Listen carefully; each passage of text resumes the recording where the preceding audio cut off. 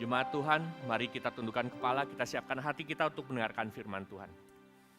Bapa di surga, kami siap mendengarkan firman Tuhan. Inilah kami hadir datang di hadirat-Mu. Tetapi Tuhan, berikan kami kekuatan dari Tuhan agar hati kami, pikiran kami fokus pada firman Tuhan. Karena seringkali kedagingan kami lemah. Seringkali kami mengizinkan diri kami untuk berpikir di luar konteks firman Tuhan. Tetapi pada saat ini biarlah kuasa Tuhan yang melingkupi kami. Biarlah Roh Kudus Tuhan yang memimpin hati kami untuk bisa mengarahkan pada firman Tuhan. Terima kasih Bapa, terima kasih Tuhan. Biarlah kami bisa bersama dengan Tuhan dan mengerti maksud firman Tuhan. Dalam nama Yesus kami berdoa. Amin. Silakan duduk. Thank you. Sama tasnya juga ya. Oke. Selamat pagi semuanya. Iya. Di sini ada sebuah keajaiban. Kalau pas jam 8 masih sedikit, pas buka mata langsung banyak di sini ya. Saya waktu remaja juga termasuk tipe anak yang last minute call. Ya, jadi kalau belum last minute call saya belum gerak tuh. And then I'm getting older, getting mature, dan ternyata saya belajar satu hal. Ilmu dari early bird itu betul sekali. Early bird, ada istilah early bird ya. Kalau kamu dengar ada pendaftaran sekolah, terus ada discount early bird dan lain-lain. Early bird means that burung yang keluar lebih awal, lebih cepat daripada burung yang lainnya, dia akan mendapatkan cacing lebih banyak untuk makanan dia. Kamu para remaja sekarang masih zero risk dalam hidup. Apa yang ingin saya sampaikan? Ketika kamu datang terlambat ataupun left behind, kamu tidak akan rugi apa-apa. Karena akan ada orang tuamu yang akan mensupport kamu, mengcover kesalahan kamu, mengganti kerugianmu. So therefore, setiap anak remaja seringkali tidak sadar bahwa ini adalah anugerah dari Tuhan ketika kita bisa datang pagi dan kita bisa memilih datang pagi. Saya mau mengajak kamu semua aware bahwa anak remaja akan menentukan masa depannya dari hari ini. Bukan ketika kamu nanti masa depannya nyampe di sana. Jadi kalau sekarang kamu mau early bird dari sekarang. Jangan nunggu nanti ya. Saya mengajak kita semua belajar dari 1 Korintus 13 ayat 4 sampai 7. Mari kita buka ya. 1 Korintus 13 ayat 4 sampai 7. Saya pegang yang TB2, jadi kalau ada terjemahannya beda sedikit, dimaklum. Tapi saya mau mengajak kita semua bacanya ya. Teman-teman semua di sini baca yang ayat 7. Saya akan bacakan ayat 4, 5 dan 6. Nanti begitu ayat 7 semua baca ya, ayat terakhirnya. Baik, kita akan belajar tentang firman Tuhan dari 1 Korintus 13 ayat 4 hingga ayat yang ke-7. Teman-teman nanti baca semua di ayat ke-7 bersamaan. Demikianlah firman Tuhan. Kasih itu sabar, kasih itu baik hati, ia tidak cemburu, ia tidak memegahkan diri dan tidak sombong. Ia tidak melakukan yang tidak sopan dan tidak mencari keuntungan diri sendiri. Ia tidak pemarah dan tidak menyimpan kesalahan orang lain. Ia tidak bersukacita karena ketidakadilan, tetapi karena kebenaran. Silakan.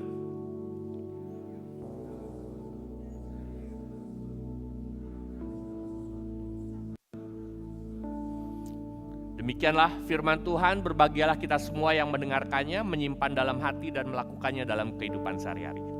Haleluya. Baik, teman-teman, so today we're going to talk about how to navigate your relationship in your family.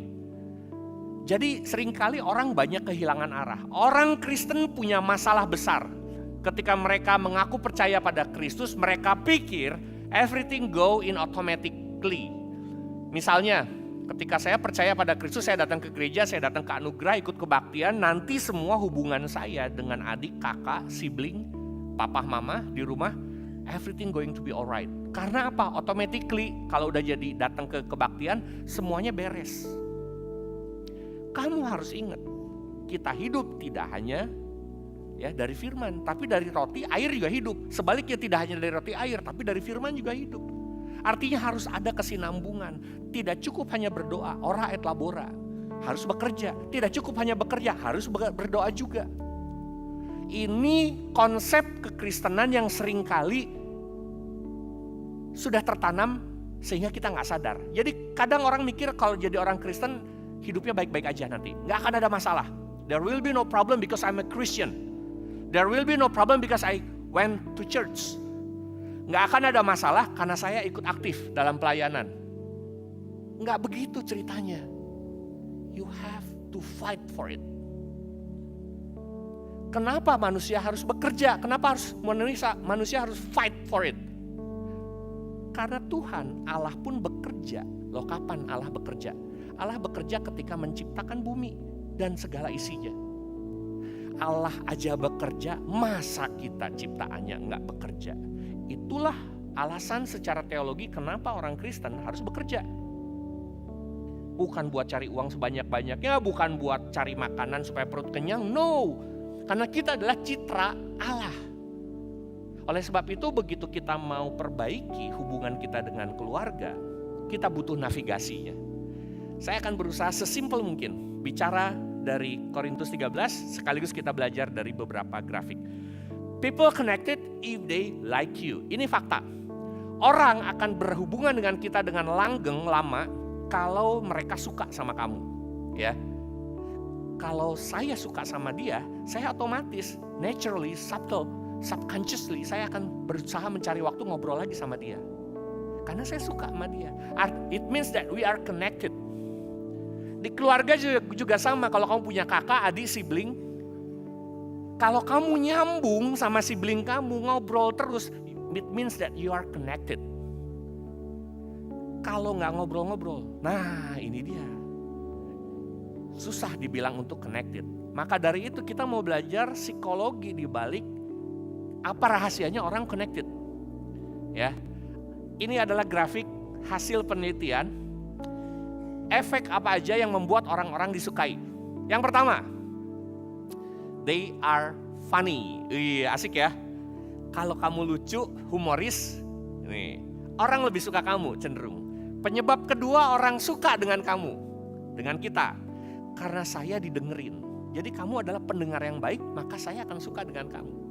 Itu penyebab kedua, ya. Second cause. Yang ketiga, they don't judge me. Saya nggak dihakimi ketika saya cerita curhat sama kamu, ya. Saya nggak dihakimi. Jadi kamu lihat 3 ini dan yang ke bawah itu masih banyak tuh, ya. Bisa. Saya akan bahas beberapa poin utamanya saja, yang penting. Jadi ternyata ini menarik ya. Orang disukai sama orang lain itu secara statistik banyak penyebabnya. Tetapi yang utamanya ini. Dan penasaran nggak? Kalau cowok sama cewek, apa yang mana yang paling disukai sama cowok, yang mana paling disukai sama cewek? Ya, berikutnya adalah yang, lupa, nanti aja diklik ya. Lihat, kalau nggak cowok cewek nih, yang berikutnya. Kita lihat faktor yang paling disukai sama, ya, oke, sama cewek. Kalau ada ketemu sama orang yang humoris. Oh, kelebihan 1. Ya. Ini cowok ya. Nah, yang cewek. Kalau yang humoris. Oh, ya, kalau humoris. Cewek itu seneng dengan orang yang humoris di depannya, ya. Baru setelah saya lihat statistik ini saya baru ngerti kenapa istri saya nyetel TikToknya lapor Pak terus sama Andre Taulany, Wendy dan semua Surya Insomnia, ya. Seneng banget soalnya, ya. Ya Gip ya, seneng ya kalau yang ngomong humoris ya Gip ya. Karena pembicaraan akan lebih hidup, pembicaraan lebih nyambung, hahaha kemana-mana. Kamu tahu kalau perempuan jatah bicaranya kurang dari sekian ratus kata sehari, dia stres ya, bukan stres ya, uring-uringan. Kalau cowok masih bisa diem seharian dan tidak merasa stres atau uring-uringan. Tapi kalau cewek ada minimal kata yang harus dia keluar, baru dia ngerasa relief. Itu sebabnya dia akan ngerasa seneng kalau pembicaraan bisa hidup. Kalau yang cowok, yang paling pertama dicari adalah ada orang yang mau mendengarkan dia. Ya, Itu sebabnya kalau kamu mau mengerti, nanti kan makin gede nih remaja nih ya, dia makin lama muda, terus nanti Tuhan izinkan menikah dan seterusnya. Sebelum pernikahan, ketika masa pacaran, semuanya biasa baik-baik saja. Kenapa? Karena masih belum mendapatkan pasangannya dalam pernikahan. Artinya saya masih harus masa promosi dong. Yang asalnya nggak seneng ngobrol, jadi saya seneng ngobrol dan lain-lain, aktif. Tapi begitu nikah, selesai semuanya. Karena rupanya ada kebutuhan, pria ingin didengarkan, wanita ingin ngobrolnya hidup. Ya. Nah oleh sebab itu, saya mau pakai ilmu ini, guidance, untuk kita praktekkan dengan 1 Korintus 13. Ya. Kita lihat sama-sama. Inti dari semuanya ini, nah ya, kita akan pilih poin-poin utama yang menunjukkan reflecting love in our life. Because it is true. Ketika kita merefleksikan kasih, orang akan suka dengan kita. Ketika membagikan kasih, orang mau ngobrol lagi sama kita. Karena love yang dikasih. Beda kalau kita bagikan hatred, rejecting people. Orang gak akan suka sama kita. Oleh sebab itu kita mau belajar. Apa intinya? Intinya adalah kasih. Dalam 1 Korintus 13, tadi ayat 4-7, banyak banget dan ini adalah poin-poin utama yang saya akan catat. Yaitu adalah kasih itu sabar. Kasih itu murah hati, kasih itu tidak cemburu, kasih itu tidak sombong, dan sabar menanggung dalam kesulitan, dalam penderitaan, dalam tekanan. Jadi kamu di keluarga, kalau kamu mau navigate your relationship based on love, lakukan yang ini. Maka kamu bisa mengatasi masalah. Tapi yang jadi masalah sekali lagi, orang Kristen menganggap semuanya ini otomatis. Kalau udah ke gereja otomatis semuanya ada. Enggak, semuanya harus dilatih men. Kamu harus latihan untuk bisa sabar. Kamu harus latihan untuk enggak sombong, enggak sok tahu. Kamu harus bisa latihan kalau disuruh sama orang tua enggak ngelawan balik. Kamu harus latihan untuk bisa kalau di rumah lagi ada kesulitan, kamu enggak ngotot pengen menang sendiri. Kamu sabar, ikut dalam menanggung penderitaan. Orang tua kadang lagi jatuh usahanya, kasih, sabar menanggung. Itu harus latihan. Maka message hari ini sebenarnya navigating relationship in your family means that intentionally, dengan sengaja, sekali lagi saya ulangi, dengan sengaja kamu harus desain kasih ini ada dalam hidupmu. Nggak bisa ini cuma datang mampir otomatis tiba-tiba muncul. Ini seperti fitness. Otot yang mau kamu latih, misalnya otot sini, berarti bebannya harus di sini. Nanti kalau ototnya gerakannya begini, itu otot yang sebelah sini. I mean like, kasih itu sabar. Mau latihan sabar, kamu harus latih. Ya, kamu harus latih dirimu, sabar. Oleh sebab itu kita akan belajar satu hal. Yang pertama, be a good listener. Caranya gimana? Saya udah kasih note, tapi saya jelaskan. Kalau kamu lagi ngobrol sama sibling atau sama kakak adik kamu, dengerin, jangan disela ya. Jangan menyela pembicaraan orang. Setelah dia menarik nafasnya selesai, baru kamu boleh sela. Ingat loh, tarikan nafas, kalau dia masih ngomong, belum narik nafas, jangan disela. Tunggu sampai beres, lalu kamu berikan summarize atau rangkuman sedikit dari omongan dia. Membuktikan bahwa kamu memperhatikan dan ingat omongan dia dari awal sampai akhirnya. Tanya lagi berikutnya, terus gimana? Terusin lagi. Wih, orang itu seneng banget kalau dia dianggap dan didengar. Yang kedua, triknya, kalau kamu lagi ngobrol dan kamu mau mendengar dia dengan sungguh-sungguh, kamu nod your head ya, dianggukkan kepalanya. Tapi jangan terlalu keras, nanti kayak kucing yang di depan toko ya. Kucing emas itu loh ya, nanti kayak gitu. Cukup nod dengan wajar.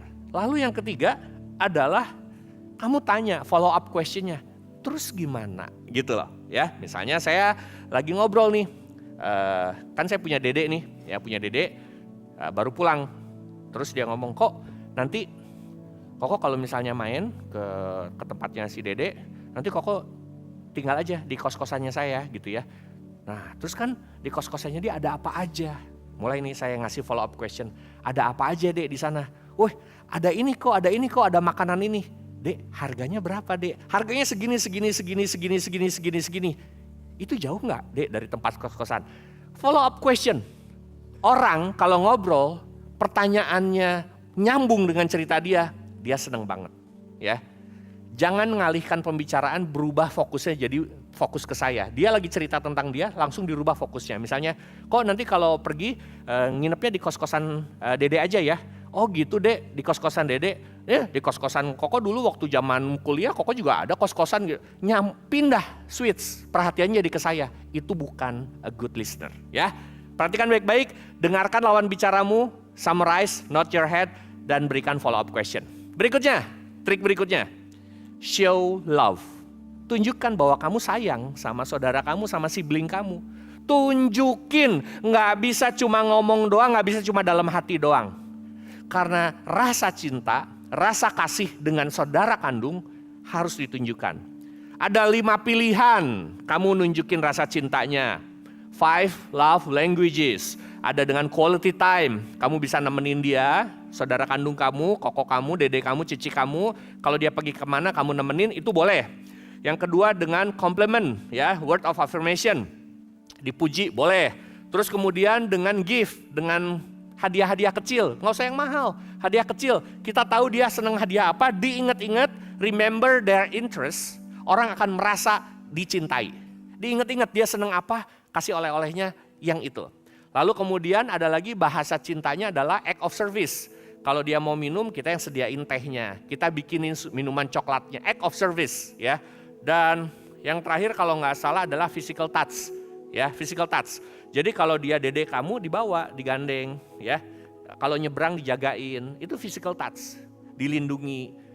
Kamu akan merasakan kamu dikasihi ketika orang menunjukkannya. Ada pepatah bilang, mengasihi seseorang tetapi tidak menunjukkannya itu sama dengan kamu beli kado, dibungkus dengan indah, lalu kamu simpen di lemari baju dan tinggalin. Kadonya nggak menjadi berkat. So if you love someone, show your love. Berikutnya lagi, bring joy. Kudu lucu ya. Jadi saya dulu pernah di sini, saya akan kasih lagi tipe. Saya punya teman ini punya masalah dengan pergaulannya, ya. Sehingga waktu kuliah dia jomblo terus, ya. Sehingga dia menyatakan dirinya, "Gue salaman, kenapa? Kenalin, gue tipe cowok STMJ." Apa STMJ? Semester 7 masih jomblo, ya. Dia udah punya singkatannya buat dia sendiri. Lu kenapa sih bisa STMJ gitu? Ya soalnya gue tuh terlalu cinta dengan kimia, sehingga gue nggak bisa. Kimia apa kimia? Ada singkatannya, ada. Kimia artinya ku ingin memiliki dia. Asik ya. Kemudian ya dia bilang, terus gimana dong? Lu udah jomblo, aku ingin memiliki dia tapi nggak dapat aja. Ya soalnya ini gue pernah PDKT, kata dia. PDKT ada singkatannya. Tahu kan singkatannya PDKT? Pernah dekat kemudian terlupakan. Asik ya. Tajam banget tuh buat jomblo-jomblo ya. Langsung ngerespon tuh para jomblo. Dan akhirnya dia sadar bahwa semua itu terjadi tidak dengan sendirinya, tetapi ada faktor Kediri, ya, kota Kediri ya, tahu Kediri ya? Kota Kediri, yaitu ketikung teman sendiri. Iya, sedih banget kan? Udah ketikung teman sendiri, akhirnya dia pikir, nggak mungkin nih cuma penyebabnya Kediri doang. Pasti ada satu penyebab lain. Dia ketemu, akhirnya penyebabnya adalah kota Cilacap. Cilacap ada singkatannya, tahu? Cinta lama tidak terucap. Asik ya. Dan ketika dia introspeksi ke dirinya sendiri, akhirnya dia lah mikir, wah gila nih, kayaknya gue bener-bener gak bisa nih kalau deket sama seseorang. Kenapa? Karena akhirnya dia sadar bahwa dia adalah tipe cowok martabak. Tahu singkatan martabak? Manis, ramah, tapi gak nembak-nembak. Iya, ya. Dan dengan sangat sedih, akhirnya dia mengakui, terpaksalah saya menjalani hidup sebagai pria Hello Kitty. Tetap say hello walau tersakiti. Iya. Udah ya, ini khotbah atau apa ini teh ya? Jadi, kamu kalau ngobrol sama orang, kamu harus design intentionally, kamu ngobrol masuk dalam pembicaraan, bring joy. Humoris menunjukkan emotional intelligence seseorang tinggi. Dapatnya dari mana? Didesain. Banyak baca, banyak denger, ngobrol. Kamu ngerti celah-celahnya humor kemana. Belajar, stand up comedian, belajar. Ada namanya benign theory. Saya tulis di situ tuh. Kalau kamu penasaran, di scan aja, nanti kamu cari tuh trik-trik buat ide-ide buat bisa lucu gitu ya. Bring joy. Dan itu sangat kebantu sekali hubungan kamu di keluarga nggak flat dengan saudara ya. Bercanda. Give me my money. Lagi ya. Saya lihat ada satu VT yang bagus banget, yang give me my money, udah ya, 2an, terus 3an, 4an, yang terakhir kan yang kena ya. Terus ada lagi satu VT yang saya bilang tegang nontonnya, asli saya tegang banget. Kenapa? Yang diajakin give me my money adalah Mike Tyson, asli. Mike Tyson beneran, Mike Tyson dikerjain begitu ya, tegang saya terakhirnya gimana. Itu seru, kenapa? Karena bring joy means that you share your happiness with them. Yang jangan dilakukan adalah dark jokes, jangan. Sambil jindir-jindir, nyepet-nyepet, jangan. Ya, karena itu nggak jadi sukacita buat dia. Sukacitanya buat lu doang. Lu seneng tapi dia menderita, nggak bagus itu. Ya. Selanjutnya, to navigate your relationship in family, you need to keep your promises. Dari hal paling kecil, misalnya kamu dedek ke kamar cicinya. Kamu butuh barang apa, ke kamar cici itu selalu ngambil tapi nggak dibalikin ke tempatnya. Ada ya. Terus cici marah. Lain kali kalau mau pinjam harus balikin ke tempatnya, kalau nggak boleh pinjam lagi. Iya Ci, keep your promise. Berikutnya kalau pinjam barang balikin, maka hubunganmu dengan sibling akan baik. Jujur, tepati janjimu. Itu hal kecil. Hal yang lebih gede lagi banyak. Ya, kalau nanti kamu pergi kemana, Cici nitip ini ya, iya Ci, nanti dibeliin atau nitip apa, tepati janjimu. Dengan begitu hubunganmu dengan keluarga akan menjadi lebih baik. Udah hampir habis nih, ya. Rendah hati, be humble, jangan songong, jangan sok tahu di rumah. Baru diomongin dikit, Dek, itu kamar teh nggak pernah dibersihin ya, kamu nggak pernah buka jendela. Ci, buka jendela juga sering Cici aja yang nggak lihat, padahal beneran nggak buka jendela ya. Cici aja yang nggak lihat, itu sering buka jendela tuh, Ci, buka jendela tutup lagi selesai aja gitu ya. Kamu tahu kan kalau ngomong sibling kadang nggak rela ya kalau dinasehatin sama saudara sendiri, bener nggak ya? Tapi kamu harus rendah hati, cukup rendah hati untuk menerima teguran, maka kasih akan berlimpah di dalam keluargamu. Seringkali keluarga itu pecah karena ada yang tidak rendah hati. Maka dari itu kamu harus pastikan bahwa posisimu dalam posisi yang rendah hati. Ya, coba ini ada nggak ya? Saya mastiin dulu. Kalau nggak ada nggak jadi ini. Oh ada. Dalam keluarga itu kamu berusaha untuk membangun sebuah hubungan. Hubungan dengan adik, dengan kakak, dengan orang tua, seringkali kamu ingin hubungan itu menjadi sebuah tali yang kuat. Sehingga tali seperti ini bisa dipakai orang untuk menyeberang dari sisi satu ke sisi yang lainnya. Tetapi yang terjadi ketika kita tidak tahu caranya, kita tidak mengenakan kasih dalam hidup kita, maka yang terjadi hubungan kita kembali rusak. Talinya nggak bisa dipakai buat nyeberang. Maka dari itu rahasia yang paling kuat adalah kamu harus menggunakan kasih dalam setiap kehidupanmu. Sehingga kalau kamu menggunakan kasih, orang yang menyeberang bisa menyeberang. Tidak lagi terganggu dengan batu sandungan sifatmu. 55.000 ada di gilasulap.com. Ingat ya, hanya dengan kasih kamu bisa menegakkan, membangun sebuah relasi dalam hidupmu, di keluargamu.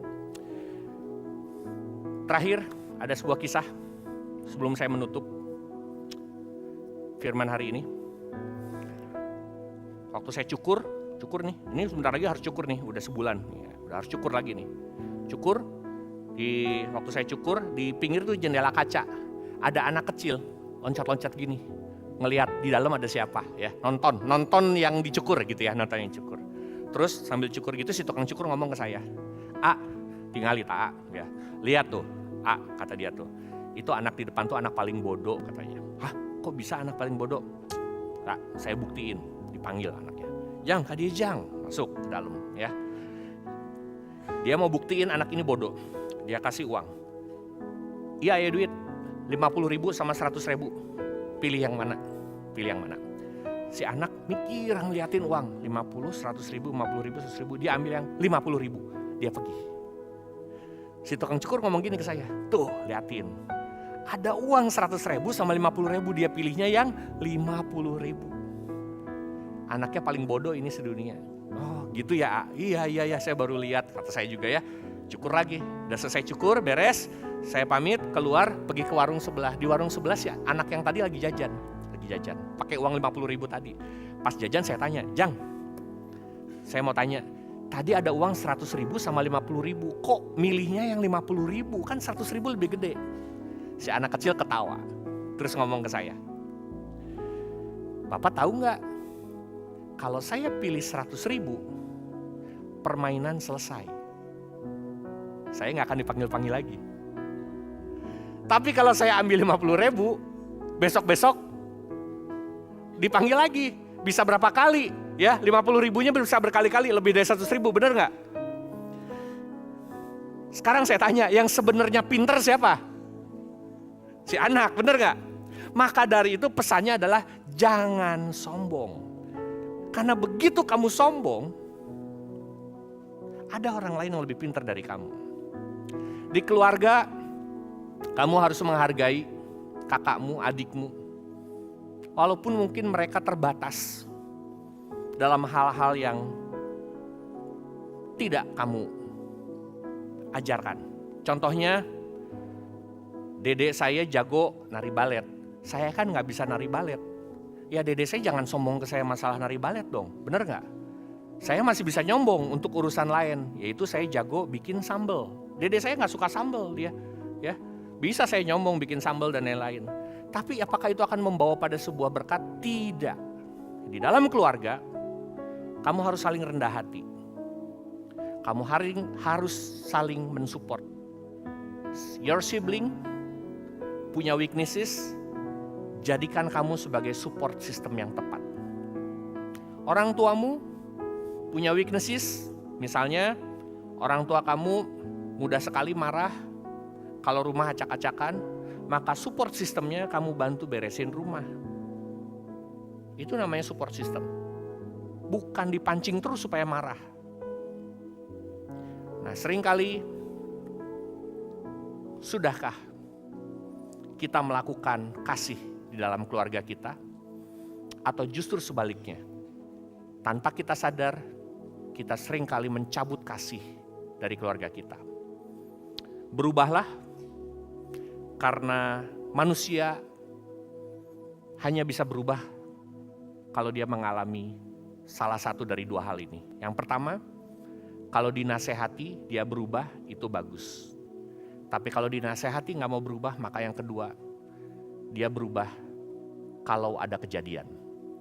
Saya berharap bersama Tuhan, kamu belajar dan memilih hal yang bijak. Mari kita tundukkan kepala. Bapa di surga, hikmat kebijaksanaan yang daripada Tuhan sungguh hadir dalam hidup kami. Sehingga kami berdoa biarlah Tuhan berikan hikmat seperti Salomo untuk kami generasi muda di tempat ini. Biarlah orang-orang sekitar kami, keluarga kami melihat bahwa ketika kami mengikut Tuhan, hikmat Tuhan turun atas kami. Kami sabar, kami murah hati, kami tidak sombong, kami sabar dalam menanggung penderitaan, dan kami tidak cemburu. Izinkanlah kami menjadi buah-buah roh yang sungguh ada di tengah keluarga kami. Bapa di surga, kami bersyukur karena kasih Tuhan sudah memenuhi hidup kami lebih dulu. Maka izinkanlah kami membagikannya untuk keluarga kami. Ampuni kami kalau selama ini kami tidak sabar ke keluarga kami. Ampuni kalau selama ini kami memandang keluarga kami, saudara kami, sibling kami banyak ngerepotin, malu-maluin di sekolah, malu-maluin di depan teman. Tapi izinkan mulai hari ini dengan sengaja kami mengasihi keluarga kami, apapun kondisinya. Inilah kami Tuhan, pengikut-Mu. Inilah kami Tuhan, sahabat-Mu, yang meminta kekuatan dari Tuhan untuk bisa membagikan kasih di dalam keluarga kami. Terima kasih untuk firman Tuhan. Kami berdoa dan kami memohon biarlah kiranya kasih karunia Tuhan menyertai kami dari sekarang sampai selama-lamanya. Amin.